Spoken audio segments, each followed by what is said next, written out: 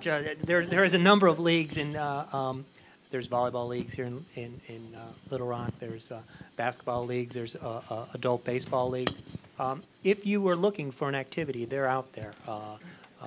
If you want to remain, there's swimming clubs, racquetball leagues, golf leagues, senior golf leagues. I was talking with a gentleman who is going to the National Racquetball Association. Their nationals this week, and he's going to be competing in the men's 85 and older division, which is kind of the high end of it, and that's got to be an exciting match. Let me tell you, I can imagine that one.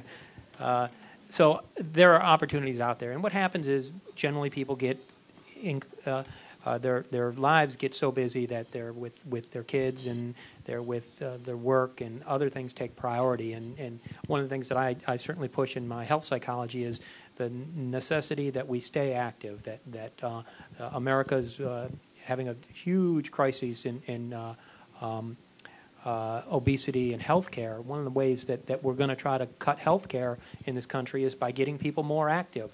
We're going to see far more aggressive work on the front end of healthcare, of keeping people healthy, than the back end of healthcare, treating with people who already become sick. And I think that's the direction the country is going to go. That's why they've taken phys ed out of most of the schools. It is stupidity. Anyway, don't get me started on that point. Actually, the United States is far better than most countries. I have a lot of friends in Europe, and a lot of our UALR athletes are from Europe.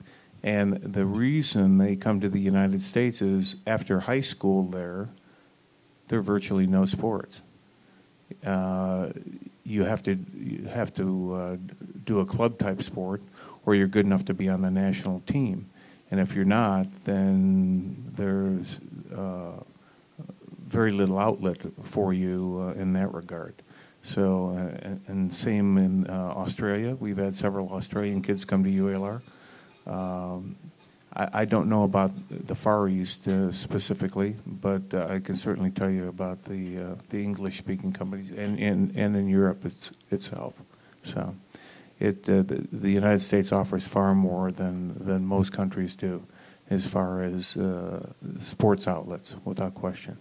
But when we were kids, we had recess and sports every day.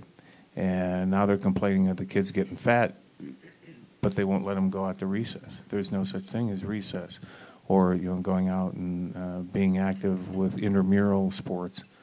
It's ludicrous. You can't chide the kids completely on this. It's the adults have to make some common sense decisions too. I guess it's no different than Jimi Hendrix. I was going to say it's no different than music and taking music out of the schools. Music is such a big part of many people's lives, and for them to take that out of the schools too is just ludicrous. So, was kind of a follow-up to that. Is there, you mentioned the lifestyle choice as to why a lot of people in their 20s, 30s, and 40s are not as active in sports, but is there a physical deterioration in the human body that would prevent people from being as active, or is it just those kids who have all those injuries from doing sports early on? What are we looking at there? Nah, God is not good, and unfortunately, as my dad used to say, the golden years bullshit. But yes, your body does deteriorate with time. As great as Michael Jordan was, unfortunately, he came back that second time. He should have never done it because he kind of diminished his aura. And you do lose skills, and physiologically you do diminish. And things start to sag. We all know that. It's very difficult to keep your muscle strength up. Have to work extra hard. Your coordination, your hand-eye coordination diminishes with time, and so as one matures and becomes perhaps stronger in the cranium, unfortunately they become weaker below the neck. So. And it's tough to. I'm sure it's tough to walk away from the adulation. The professor probably can speak to this more. When you're revered and you have 80,000 people screaming for you, or 20,000 depending on the sport, day in and day out. It's tough walking away from that. So.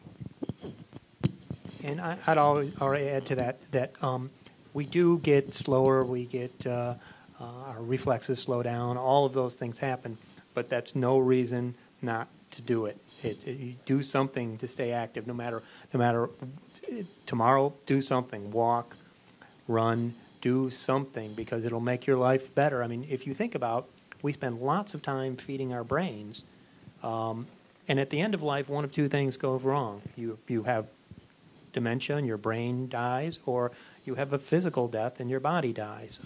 So spending all our time in one domain doesn't make much sense. The people who have the highest quality of life as near the end are the people who remain active, the people who remain involved, and the people who keep their body. They feed their body and their brain, and that's what everybody needs to do. We spend lots of time talking to children about, study hard, study hard, study hard. As life goes on, it's just as important to stay active and stay fit.